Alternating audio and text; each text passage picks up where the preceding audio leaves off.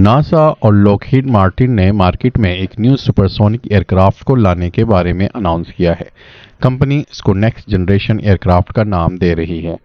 Company ने announce किया है कि ये एक एक्सपेरिमेंटल प्लेन एक सुपरसोनिक एयरक्राफ्ट होगा जिसमें काफ़ी कम नॉइज होगी। Lockheed Martin design centre California में पब्लिक को X-59 रिसर्च प्लेन की एक झलक दिखाई गई। मैन्युफैक्चरर का कहना है कि इस प्लेन की आवाज़ इतनी कम होगी जैसे कि कार डोर को बंद करते वक्त आवाज आती है। दुनिया का लास्ट सुपरसोनिक एयरक्राफ्ट जिसका नाम कॉन्कोर्ड था, उसको 20 साल पहले शहरों के ऊपर से फ्लाई करने से इसलिए बैन कर दिया गया था क्योंकि उसकी आवाज काफी लाउड थी। X-59 ये अजीब सा दिखने वाला एयरक्राफ्ट हमें जल्द ही आसमान में उड़ता हुआ दिखाई देगा।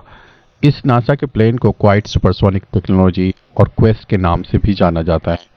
आइए इस वीडियो में यह जानते हैं कि ये सुपरसोनिक प्लेन लंदन से न्यूयॉर्क का सफ़र 2 घंटे में कैसे कर पाएगा। ये कॉन्कोर्ड प्लेन से भी काफ़ी ज़्यादा फास्ट होगा। आप जितना फास्ट ट्रेवल कर सकते हैं उससे आपके टास्क को जल्द कंप्लीट करने के चांसेस बढ़ जाते हैं, चाहे वो कमर्शियल एयरलाइन हो या मिलिट्री प्लेन। ज़्यादा स्पीड से किसी भी टास्क को करने के चांसेस काफ़ी हाई हो जाते हैं। एक कमर्शियल एयरलाइन की speed limit 600 miles per hour या 965 किलोमीटर पर आवर होती है। एक कमर्शियल फ्लाइट न्यूयॉर्क से लंदन पहुंचने में 6.5 घंटे का टाइम लगाती है। लास्ट 50 सालों से फ्लाइट की यही स्पीड है। ऐसा नहीं है कि इंजीनियर्स इससे ज़्यादा स्पीड वाला एयरक्राफ्ट डिज़ाइन नहीं कर सकते। इससे पहले कॉन्कोर्ड सुपरसोनिक एयरक्राफ्ट को बनाया जा चुका है जिसकी स्पीड 1300 माइल्स पर आवर थी।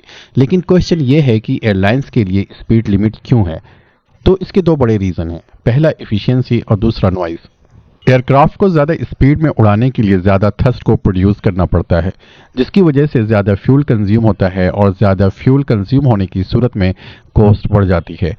ज़्यादातर एयरक्राफ्ट को ऐसा डिज़ाइन किया गया है कि वो 600 माइल्स पर आवर के हिसाब से फ्लाई कर सकें, जो कि साउंड की स्पीड के बराबर होता है। साउंड की स्पीड से ज़्यादा तेज़ी से फ्लाई करने को मैक नंबर से रिप्रेजेंट किया जाता है। आजकल के एयरलाइंस और बिग जेट्स मैक 0.7 या 0.8 की स्पीड से फ्लाई करते हैं। स्पीड लिमिट का टेक्नोलॉजी लिमिटेशन से कोई लेना देना नहीं है, बल्कि इसकी असल वजह है नॉइज़।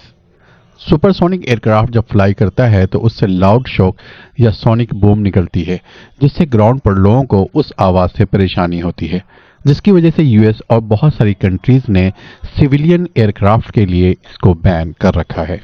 लेकिन इंजीनियर्स इस पर काम कर रहे हैं कि इस सोनिक बूम को बहुत कम कर दिया जाए जिससे लोग ग्राउंड पर उसको नोटिस ना कर पाएं, और नासा इसी पर काम कर रहा है। और नॉइज़ को कम करने के लिए X-59 या क्वेस्ट एयरक्राफ्ट को डेवलप किया गया है। 678 माइल्स पर आवर होती हैं और ये प्रेशर वेव्स हर डायरेक्शन में ट्रेवल करती हैं।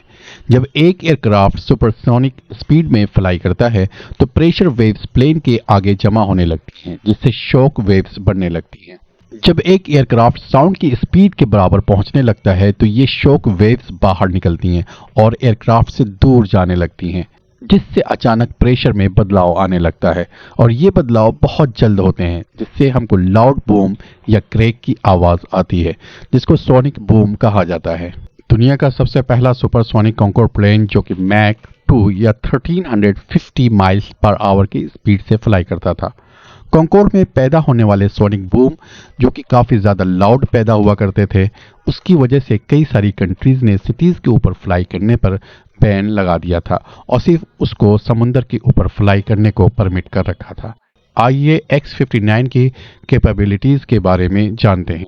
अगर आपको लंदन से सिडनी ऑस्ट्रेलिया का सफ़र करना है तो आपको नॉर्मल एयरक्राफ्ट से 22 घंटे का टाइम लगता है।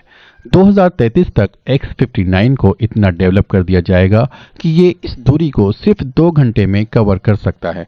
ऐसा ब्रिटिश सिविल एविएशन अथॉरिटी के जरिए कहा जा रहा है। कुछ प्राइवेट फर्म इस तरह की सुपरसोनिक एयरक्राफ्ट बनाने की कोशिश कर रही हैं जिसमें जेफ बेजोस की ब्लू होराइजन कंपनी भी शामिल है। ऐसी ऑर्बिटल फ्लाइट्स जिस पर ब्लू होराइजन या वर्जिन अटलांटिक जैसी कंपनीज काम कर रही हैं, उनका मकसद है कि कम टाइम में ज़्यादा स्पीड को कवर किया जा सके। ऐसे एयरक्राफ्ट पर काम किया जा रहा है कि एक फ्लाइट 3500 माइल्स पर आवर या 5632 किलोमीटर्स पर आवर के हिसाब से फ्लाई कर सके, लेकिन ये अभी सेफ नहीं है। इसको सेफ बनाने पर काम किया जा रहा है।